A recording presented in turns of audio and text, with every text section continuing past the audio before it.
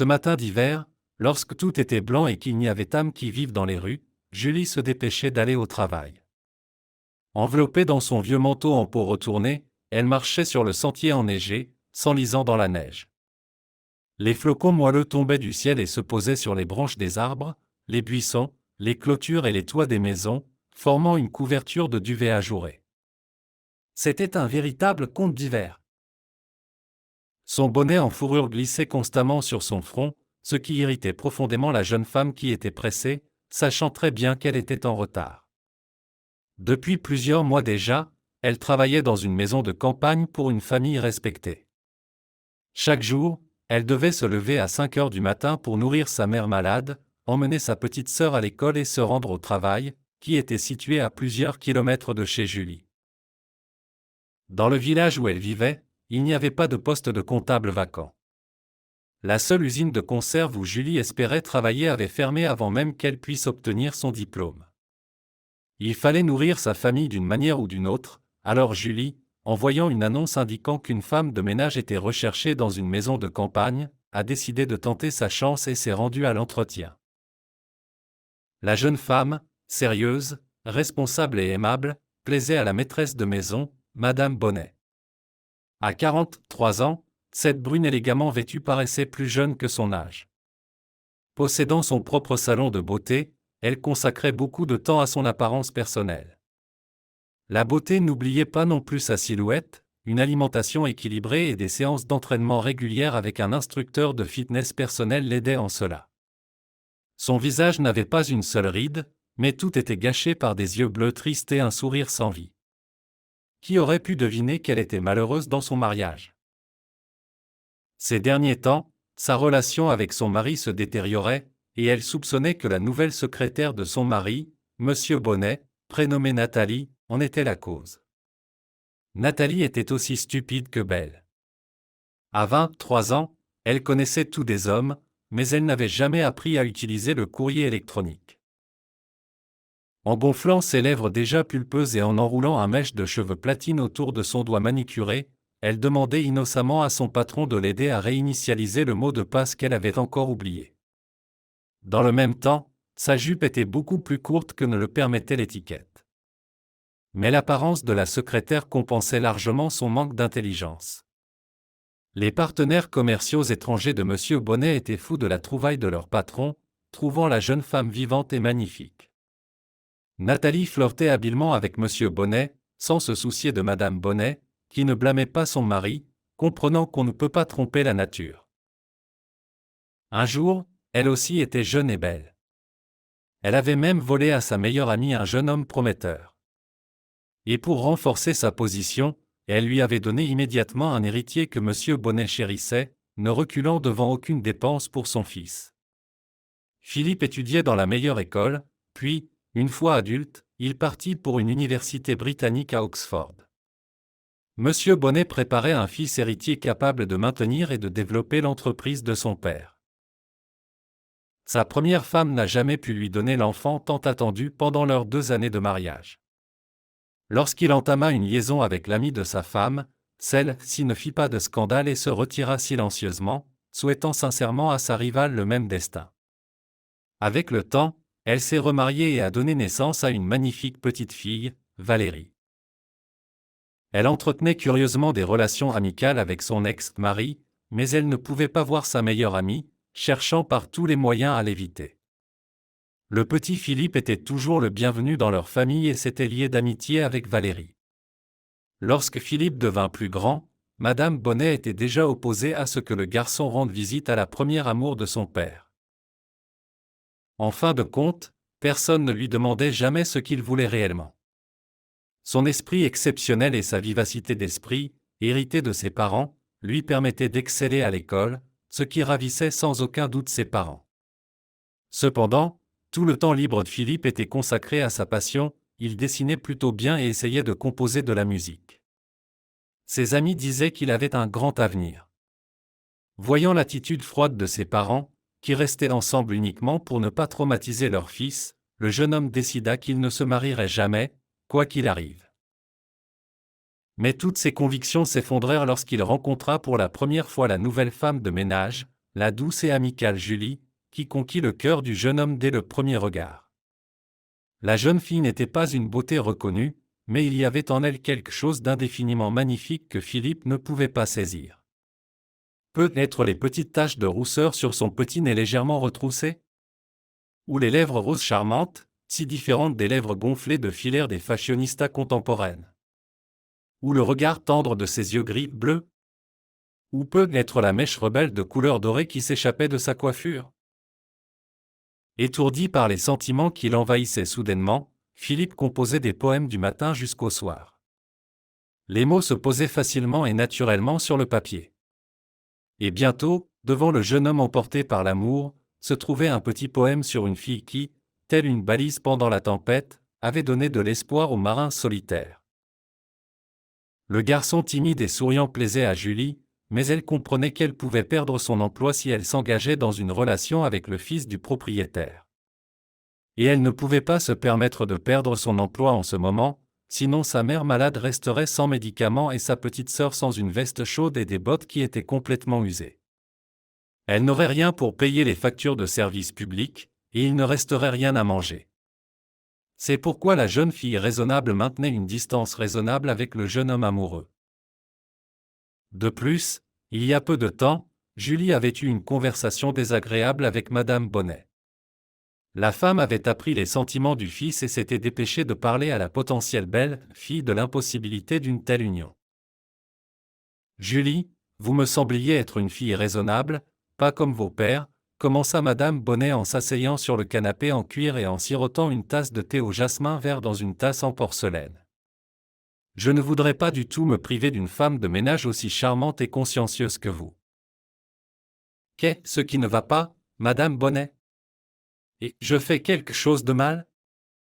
Demanda la jeune fille, ne comprenant pas en quoi elle avait fauté.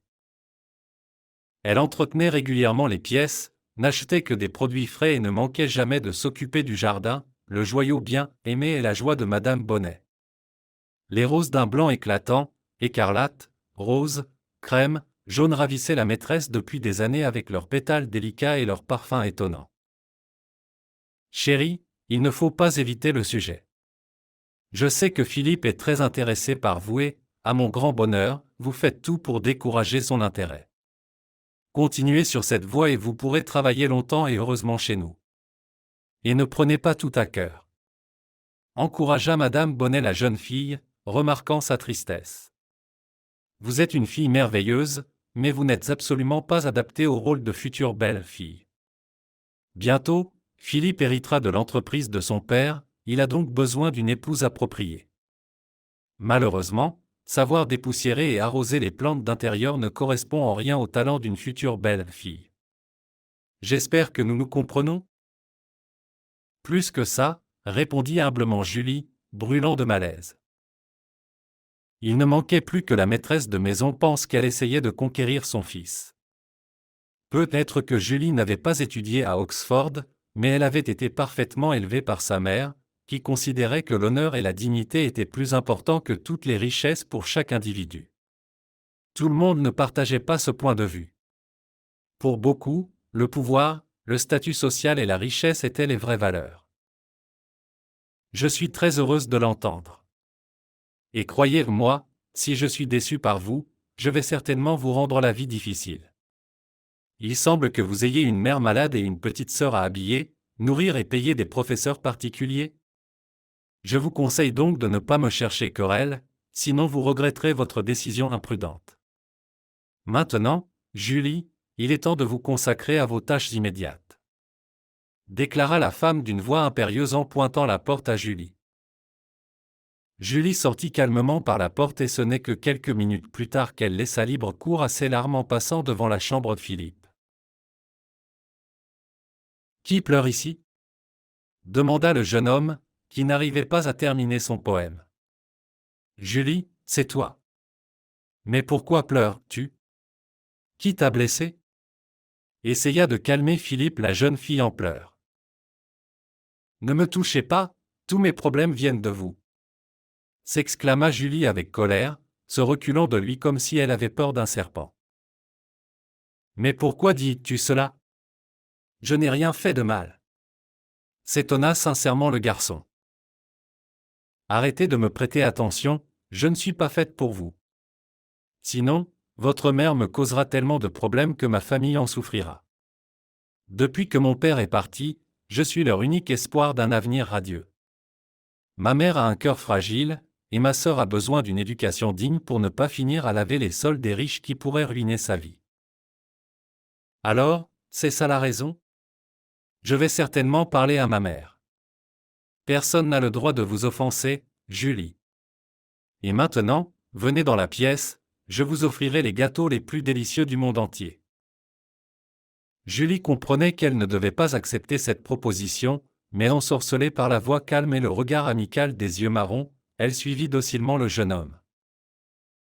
Sur le lit, elle remarqua des poèmes d'amour inachevés, et parmi les feuilles, elle découvrit des croquis assez talentueux. Son visage était représenté sur chacun d'eux. Sur certains, elle souriait, sur d'autres, elle regardait pensivement ailleurs, et sur d'autres encore, elle tournait le dos à l'artiste. Un portrait en particulier l'attira, où elle semblait dormir. Les yeux étaient fermés, et ses cheveux châtains dorés étaient répandus comme une couverture, recouvrant sa silhouette.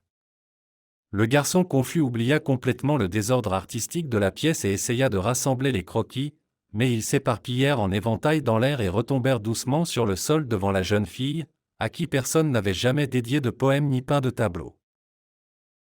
Julie, je me souviens de chaque trait de votre visage, de chaque grain de beauté et de taches de rousseur. Le garçon s'approcha de près et effleura doucement sa joue.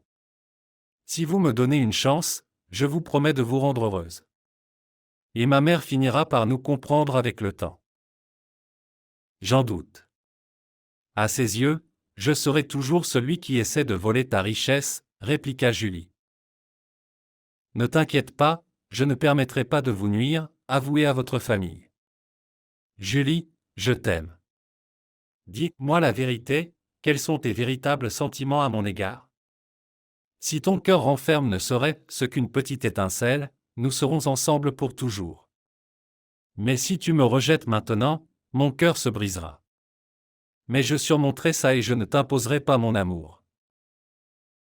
Julie regarda les yeux aimés, qui étaient devenus vraiment familiers en si peu de temps, et ne put mentir à son cœur qui, tel un petit oiseau en cage, s'agitait à la vue de Philippe. Philippe, il semble que j'éprouve les mêmes sentiments pour toi, balbutia Julie, embarrassée, étonnée de sa propre audace. Chérie, douce, précieuse. Comme je suis heureux d'entendre ces mots, répétait Philippe encore et encore, accompagnant chaque mot d'un baiser. Les jeunes gens étaient si absorbés l'un par l'autre qu'ils ne remarquèrent pas qu'ils étaient écoutés derrière la porte. Madame Bonnet marchait dans le couloir et décida de rendre visite à son fils, qu'elle voyait de moins en moins souvent en raison de ses propres occupations. La colère déforma son visage et elle comprit que le problème ne serait pas résolu par une simple conversation. Elle se faufila alors jusqu'au sac de Julie et glissa une bague en or avec un assez gros diamant dans l'une des poches. « C'est ce que tu mérites. Tu sauras comment t'enrouler autour de mon fils, murmura-t-elle et, de retour dans la chambre, elle se mit à crier. Le premier à arriver fut le mari de Madame Bonnet, qui demanda d'une voix inquiète ce qui se passait. « Chérie, que se passe-t-il et pourquoi cries-tu ? » Comment pourrais-je ne pas crier quand ma bague préférée avec le diamant a disparu? Je n'arrive pas à la trouver. Ne t'inquiète pas, on la retrouvera sûrement. Tu l'as probablement mise quelque part et oubliée. Je ne pense pas. Quelqu'un l'a probablement prise. Cette bague est une antiquité et elle vaut une fortune. Eh bien, qui aurait pu la prendre? Nous n'avons pas eu de visiteurs depuis longtemps, et je t'ai vu porter la bague à ton doigt encore hier. J'ai vu notre femme de ménage la dévorer des yeux. Et en plus, ce matin, elle m'a demandé une augmentation de salaire parce que sa famille a besoin d'argent. J'ai refusé et c'est à ce moment-là que cette misérable a décidé de la prendre pour elle. Ça ne ressemble pas à Julie, c'est une fille très gentille et modeste. Les eaux calmes sont profondes. Ne trouves-tu pas ces coïncidences étranges?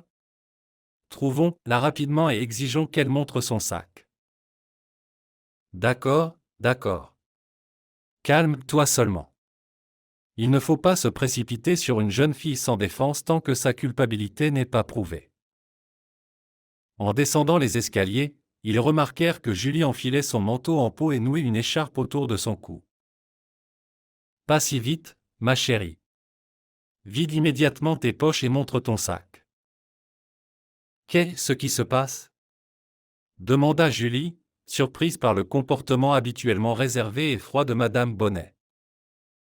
Ma femme a perdu une bague et elle est convaincue que c'est toi qui l'as prise.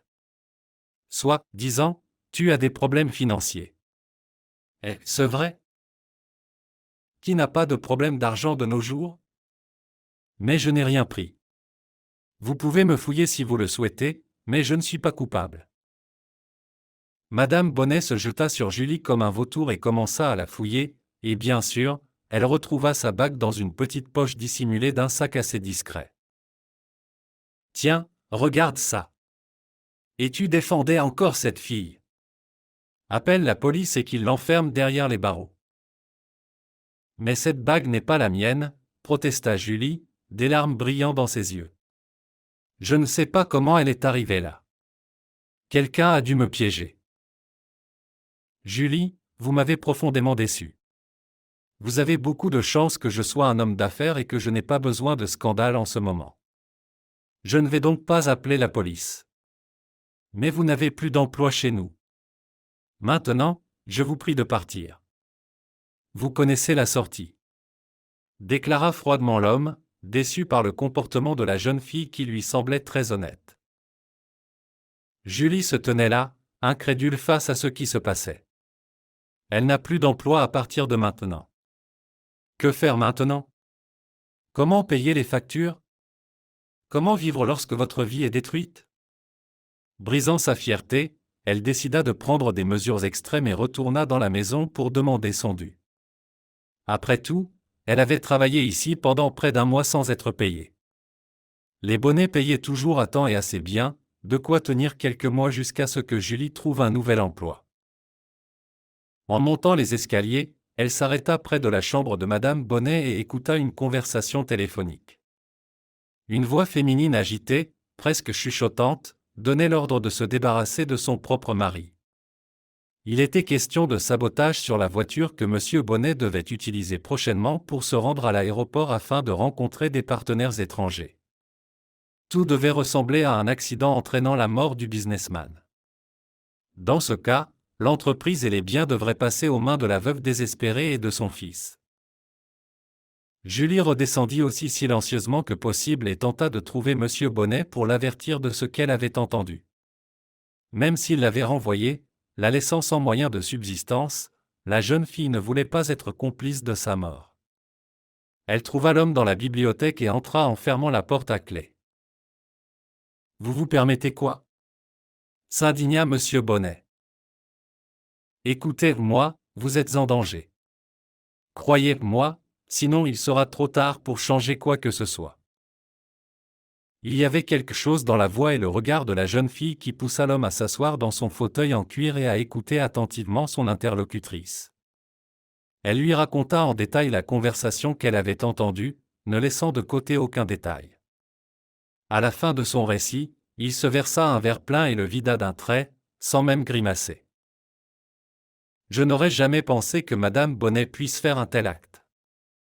Ces derniers temps, elle est devenue folle, ne cessant de me répéter que j'ai une liaison. Même si je ne lui ai jamais donné de raison d'être jalouse. J'ai commencé à penser à divorcer. Bien sûr, j'ai partagé mes pensées avec ma femme. Philippe a déjà grandi et il comprend très bien que notre famille n'existe que sur le papier. Ce soir-là, Madame Bonnet m'a fait une crise et j'ai décidé de prendre du temps pour réfléchir sérieusement à tout. Et puis, j'ai reçu une lettre anonyme affirmant que Philippe n'était pas mon fils. Au début, je n'avais aucun doute, mais ensuite je me suis souvenu que Madame Bonnet avait eu une relation sérieuse avec un homme marié qui avait choisi sa famille et ses enfants plutôt que sa jeune maîtresse. Et seulement un mois après, nous avons commencé notre liaison. Quand Madame Bonnet m'a dit qu'elle était enceinte, j'étais aux anges, rêvant d'un fils. En confrontant tous les faits, j'ai décidé de faire un test ADN et, selon les résultats, de modifier mon testament. Si le résultat était négatif et que Philippe n'était pas mon fils, il ne pourrait pas prétendre à l'entreprise et aux biens. C'est alors que Madame Bonnet a décidé de se protéger. Je pense qu'elle-même ne sait pas qui est le père de l'enfant. Monsieur Bonnet, croyez-moi, je n'ai pas pris cette bague. Peu importe mes besoins d'argent, je n'aurais pas agi ainsi. Je n'ai pas été élevé de cette manière. Je vous crois, ma chère. Maintenant vous pouvez rentrer chez vous en toute tranquillité. Je prendrai les mesures nécessaires et personne ne sera blessé.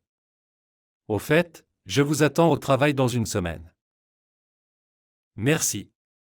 Vous ne pouvez pas imaginer ce que signifie pour moi ce travail, répondit Julie avec gratitude, et quitta la demeure l'esprit léger. Avec le temps, la jeune fille apprit les derniers événements dont tous les journaux parlaient. Personne ne sait d'où la fuite d'informations provenait, mais les journalistes étaient désormais au courant de tous les détails tragiques. Madame Bonnet avait été déclarée irresponsable, ce qui signifiait que ses intentions envers son époux ne pouvaient faire l'objet de poursuites pénales. Le tribunal avait ordonné des mesures médicales coercitives à son encontre. Monsieur Bonnet avait miraculeusement échappé à la mort. Finalement, il avait fait un test ADN qui confirmait que les craintes des deux époux étaient totalement infondées et que Philippe était le fils du célèbre homme d'affaires. Le jeune homme ne pouvait pardonner la trahison de ses parents et, ayant retiré de l'argent de son compte, il partit en Espagne pour demander Julie en mariage. Leur grande famille unie était très heureuse. Des années plus tard, lorsque Philippe et Julie eurent leurs propres enfants, ils revinrent en France pour rendre visite à leur père, qui se reprochait son excessive méfiance. Madame Bonnet s'était complètement rétablie et maintenant elle et Monsieur Bonnet vivaient leur deuxième jeunesse, ayant acheté une petite maison en Italie. Philippe et Julie avaient pardonné aux personnes qui leur avaient causé tant de chagrin. Mais, comme on dit, on ne choisit pas ses parents. Depuis plusieurs années, Philippe dirigeait avec succès l'entreprise de son père, et Julie était toujours à ses côtés, illuminant de sa lumière l'obscurité dans laquelle le jeune homme avait longtemps séjourné.